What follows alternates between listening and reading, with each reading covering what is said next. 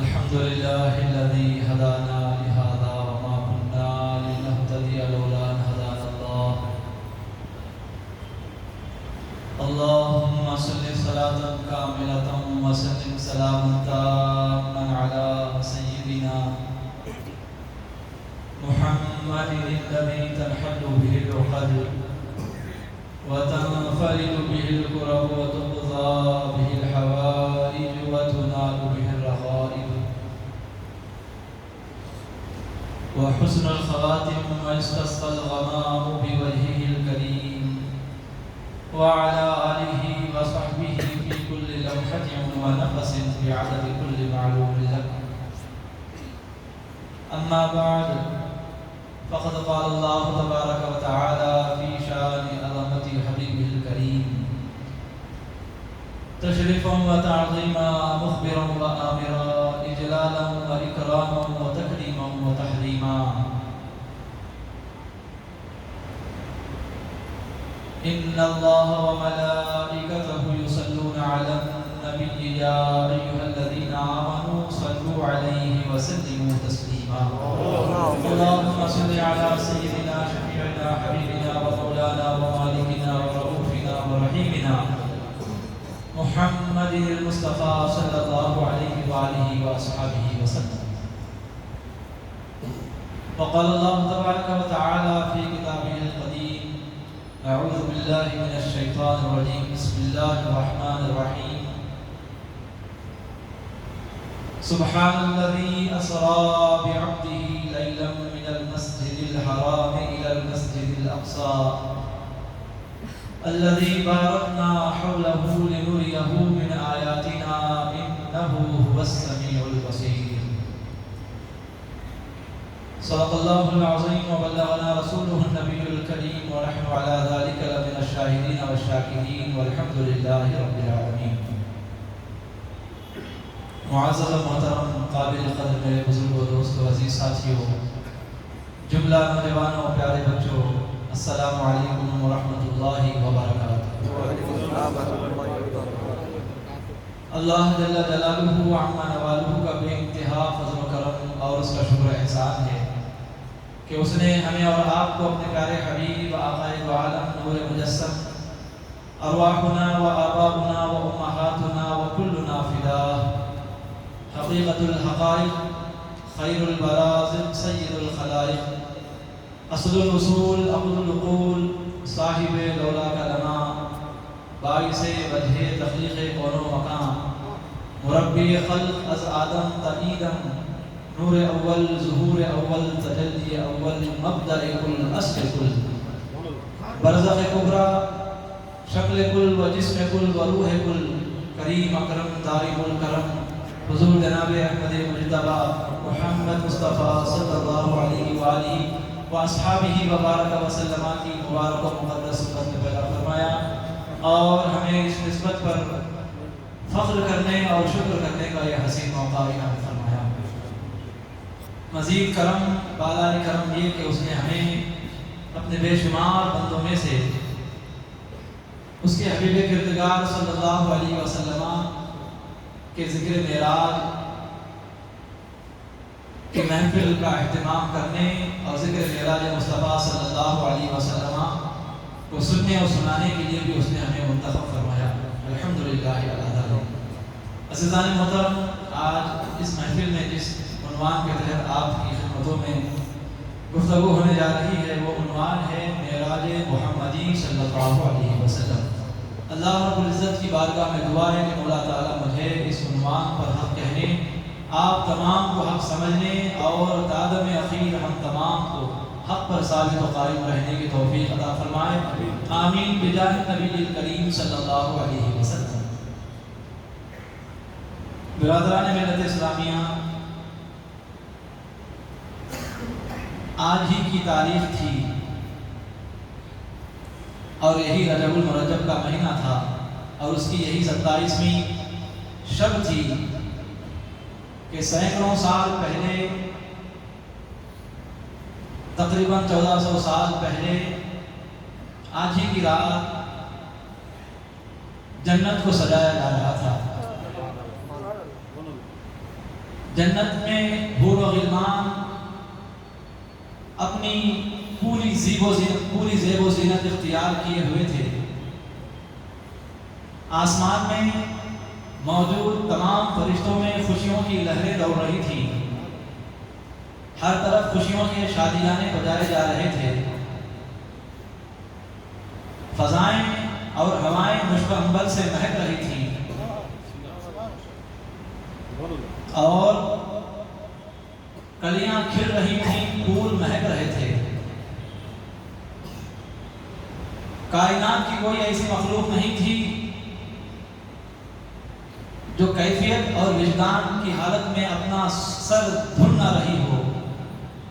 ہر مخلوق میں ایک طرح کی خوشی سرایت کر گئی تھی، پوری کائنات میں چہل پہل نظر آ رہی تھی، اور یہ سب کچھ جس کے لیے ہو رہا تھا، یہ سارا انتظام جس کے لیے ہو رہا تھا، یہ ساری ادھر پدھر جس کے لیے ہو رہی تھی، یہ ساری سجاوٹیں، یہ ساری خوشیوں کے ڈنکے جو جس کے لیے بجائے جا رہے تھے، وہ محبوب کریم علیہ السلام اپنی چچا زاد بہن حضرت ام ہانی رضی اللہ تعالی عنہا کے گھر اپنے بستر استراحت پر آرام کر رہے ہیں۔ میں قربان، شاعر کہتے ہیں، میں قربان شان و عظمت پر، میں قربان شان و عظمت پر کہ چین سے سوئے ہیں بستر پر، میں قربان شان و عظمت پر کہ چین سے سوئے ہیں بستر پر، جبریل امی حاضر ہو کر معراج کا مژدہ سناتے ہیں۔ وہ تو سو رہے ہیں، وہ تو آرام فرما رہے ہیں، وہاں سے جبریل امین حاضر ہو کر کہتے ہیں کہ رب نے آپ کو بلایا ہے، اللہ تعالیٰ آپ کا مشتاق ہے، اللہ تعالیٰ آپ کا کیا بولنا ہے، اللہ تعالیٰ آپ کا مشتاق ہے، آپ کو رب نے بلایا ہے، وہ تو آرام فرما رہے ہیں۔ عزیزان محترم، حضور اکرم علیہ السلام کی یہ جو معراج ہے، اس کی شان ایسی نرالی اور عظیم الشان ہے کہ خود اللہ تبارک و تعالیٰ نے اپنے کلام بلاغت نظام میں کہیں صراحتاً تو کہیں اشارتاً، کہیں وضاحتاً تو کہیں کنایتاً، خود اللہ تبارک و تعالیٰ اس واقعہ معراج کا ذکر فرماتا ہے۔ کیا عظیم واقعہ ہے، کیا عظیم شان ہے کہ خود اللہ اپنے کلام میں اس واقعے کو ایک آیت میں نہیں بلکہ بے شمار اور سینکڑوں آیتوں کی صورت میں اس واقعے کا خطیب بنا ہوا ہے، واعظ بنا ہوا ہے، بیان کرنے والا بنا ہوا ہے، مقرر بنا ہوا ہے۔ اب میں کیا اس واقعے کو بیان کر سکتا ہوں، آپ کیا اس واقعے کو سن سکتے ہیں، سمجھ رہے ہیں آپ؟ ایسا عظیم الشان واقعہ ہے معراج کا۔ اس سے پہلے کہ ہم آگے بڑھیں، ایک بات میں عرض کر دینا چاہتا ہوں، وہ یہ کہ یہ جو معراج ہے یہ حضور اکرم علیہ السلام کے عظیم ترین معجزات میں سے ایک معجزہ ہے۔ جب یہ معجزہ ہے تو اب ہمیں یہ سمجھنا ہے کہ معجزہ ہے کیا، معجزہ کہتے کسے ہیں؟ تو یاد رکھیں اور سنیں آسان لفظوں میں کہ معجزہ پیغمبر کے اس کمال کو کہتے ہیں، معجزہ پیغمبر کی اس خصوصیت کو کہتے ہیں، معجزہ پیغمبر کے اندر موجود اس خاص وصف کو کہتے ہیں جسے سمجھنا عام انسانی عقل کے بس کی بات نہ ہو۔ سمجھ رہے ہیں آپ؟ ہوتا تو نبی کا کمال ہے، لیکن وہ ایسا کمال ہوتا ہے کہ اسے سمجھنے سے انسانی عقل ہاتھ اٹھا دیتی ہے، یعنی عاجز ہو جاتی ہے۔ جیسا کہ مثال کے طور پر یہ بات عقلوں میں آنے والی نہیں ہے کہ اگر کوئی آ کر یہ کہے کہ میں نے کل رات ایک مختصر سے حصے میں اس ملک سے فلاں ملک کا میں نے سفر کیا، وہاں سے میں نے ساتوں آسمانوں کا سفر کیا، وہاں سے میں جنت و دوزخ کے پاس گیا، میں نے عرش الہی کا دیدار کیا، رب تبارک و تعالیٰ کی بارگاہ میں حاضر ہوا، وہاں اللہ تبارک و تعالیٰ سے ہم کلام ہوا، پھر واپس پلٹ کر اسی رات کے ایک لمحے میں اپنے بستر پر بھی آ گیا۔ اگر کوئی یہ بیان کرے تو آپ اس بات کا انکار کر دیں گے، آپ اس بات کو ماننے والے نہیں ہیں۔ لیکن یہی بات اگر پیغمبر خدا کرتا ہے، یہی بات اگر اللہ کا نبی و رسول کرتا ہے، تو اب اس پر اب اسے ماننا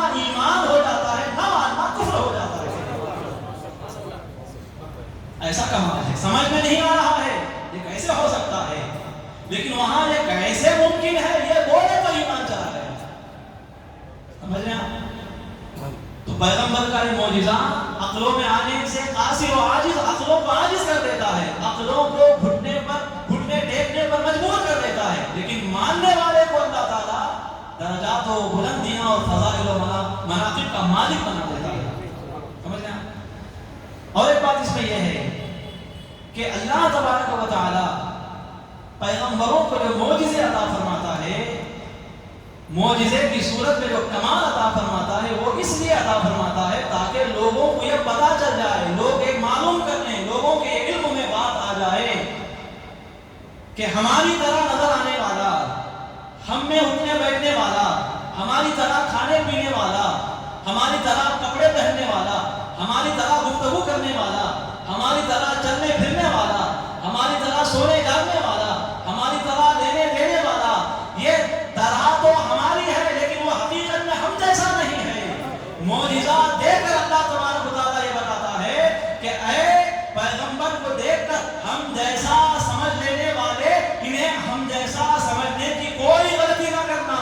معجزہ دیکھ اور یہ مان لے کہ یہ ہم میں رہتے ہیں لیکن ہم جیسے نہیں ہیں. پیغمبر یہ تم جیسا نہیں ہوتا، پیغمبر یہ ہم جیسا نہیں ہوتا، پیغمبر یہ کسی کے طرح کسی کے جیسا نہیں ہوتا. یہ بتانے کے لیے بھی اللہ تعالیٰ کیا کرتا ہے؟ معجزے کی نعمت سے پیغمبر کو سرفراز فرماتا ہے. عزیزان کرام قدر، معجزہ خاص کر معجزہ معراج جو حضور نبی کریم علیہ السلام کو عطا کیا گیا، اس کی کئی حکمتیں ہیں، اس کی بے شمار حکمتیں ہیں جو کتابوں میں مذکور ہیں. علماء کرام نے سپرد قرطاس فرمائی ہیں ان حکمتوں کو کہ کس واسطے اللہ رب العزت نے پیغمبر خدا صلی اللہ علیہ وسلم کو معراج جیسا عظیم الشان تحفہ اور معجزہ عطا فرمایا. اس میں سے حکمت یہ ہے، دیکھیے حضور پاک علیہ السلام کو جس سال معراج کا معجزہ عطا ہوا، یہ اعلان نبوت کا 11واں سال تھا. کون سا سال تھا؟ کون سا 11واں سال؟ اعلان نبوت کا. 40 برس کی عمر میں آپ نے نبی ہونے کا اعلان فرمایا، صرف اعلان کیا، نبی نہیں ہوئے. نبی تو آپ روز ازل سے ہیں، جب سے موجود ہیں تب سے نبی ہیں. سمجھ رہے ہیں آپ؟ اس بات کو یاد رکھنا، یہ عقیدہ بھی اپنے ذہن میں بٹھا لینا کہ 1,24,000 کم و بیش جتنے پیغمبر آئے، ان میں سے 1-2 پیغمبر کے علاوہ جتنے ہزاروں پیغمبر ہوئے، وہ پہلے پیدا ہوئے، بڑے ہوئے، نبی بنے. سمجھنا؟ وہ پیدا ہو گئے، انہوں نے اپنی زندگی کا ایک حصہ بھی گزار دیا، پھر تب جا کر اللہ رب العزت نے انہیں نبوت اور رسالت سے سرفراز فرمایا. لیکن حضور علیہ السلام کیسے نبی ہیں؟ حضور علیہ السلام کیسے رسول ہیں؟ بولیے. ہمیشہ سے رسول ہیں، ہمیشہ سے رسول ہیں. یہ ہمیشہ سے رسول ہیں کا مطلب کیا؟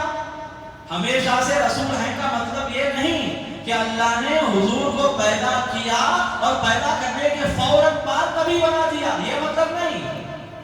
حضور ہمیشہ سے نبی ہیں کا مطلب یہ نہیں ہے کہ حضور کے نور کو اللہ نے موجود فرمایا، معرض وجود میں لایا، پھر پیدا کر دینے کے بعد آپ کو فوراً نبی بنا دیا گیا، رسالت سے سرفراز کر دیا گیا. نہیں، اس معنی میں حضور سب سے پہلے رسول نہیں ہیں، اس معنی میں حضور ہمیشہ سے رسول نہیں ہیں.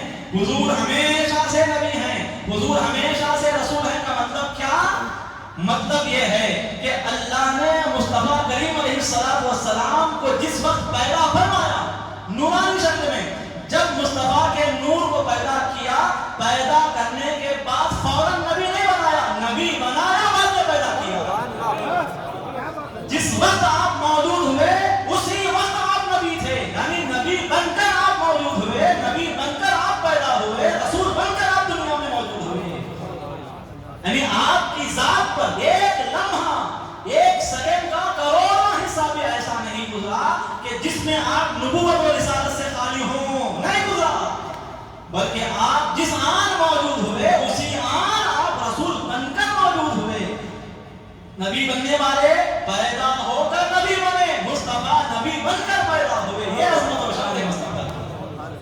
سمجھ رہے ہیں؟ بھولنا نہیں اس عقیدے کو یاد رکھنا، یہی اہل سنت و جماعت کا عقیدہ و نظریہ و موقف ہے۔ خیر میں عرض کر رہا تھا معجزہ حضور علیہ السلام کو کیوں دیا گیا، اس کی حکمت بیان فرمائی گئی کہ 11واں سال تھا اعلان نبوت کا، اس 11ویں سال میں چند اندوہناک معاملے آقا علیہ السلام کی زندگی میں وقوع پذیر ہوتے ہیں۔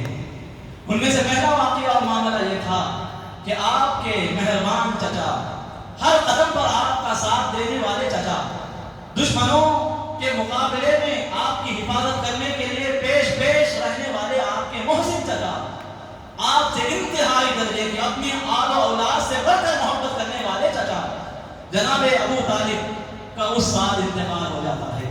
آقا علیہ السلام انتہائی درجے کی ان سے محبت فرمایا کرتے تھے۔ جب ان کا انتقال ہو گیا، ان کے انتقال کے کچھ ہی دنوں کے بعد ام المؤمنین، آپ کی شریک حیات، آپ کی زوجہ محترمہ اور آپ کی غمخوار زوجہ، ہر قدم پر آپ کا ساتھ دینے والی زوجہ، جب آپ بے قرار ہو جاتے، جب آپ پریشانیوں کا سامنا کر کے جب آپ کی طبیعت پر جب بوجھ گزرتا تو تسلی دینے والی آپ کی زوجہ حضرت ام المؤمنین خدیجہ الکبریٰ رضی اللہ تعالیٰ عنہا کا بھی وصال ہو جاتا ہے۔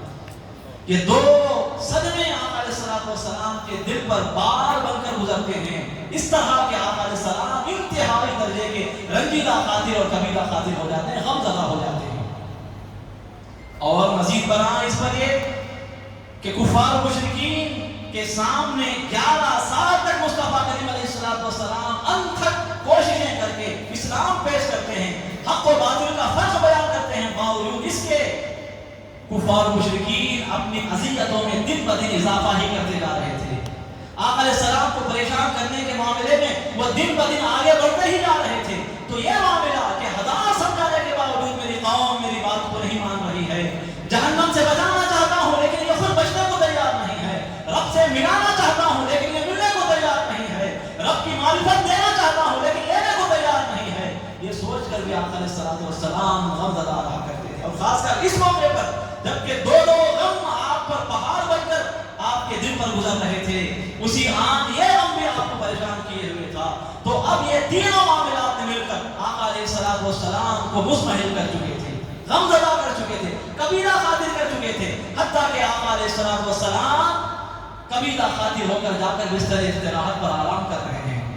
اور آپ کو اصول معلوم ہے، آپ فارمولہ جانتے ہیں، یہ اصول و قانون جانتے ہیں کہ جب کوئی محبوب اپنے محب کی نگاہوں کے سامنے بے قرار ہو جاتا ہے، جب کوئی محبوب محبت کیے جانے والا محبت کرنے والے کے نگاہوں کے سامنے جب پریشان ہو جاتا ہے تو اس کی پریشانی اسے دیکھی نہیں جاتی، وہ ہر ممکن کوشش کرتا ہے کہ میں کچھ نہ کچھ ایسا ضرور کروں کہ میرا محبوب خوش ہو جائے، میرے محبوب کو تسلی ہو جائے، میرا محبوب مسکرا دے، میرے محبوب کے جسم و ذہن سے تھکاوٹ دور ہو جائے، میرا محبوب حشاش و رشاش ہو جائے۔ ہر محب و محبت کرنے والا یہی چاہتا ہے۔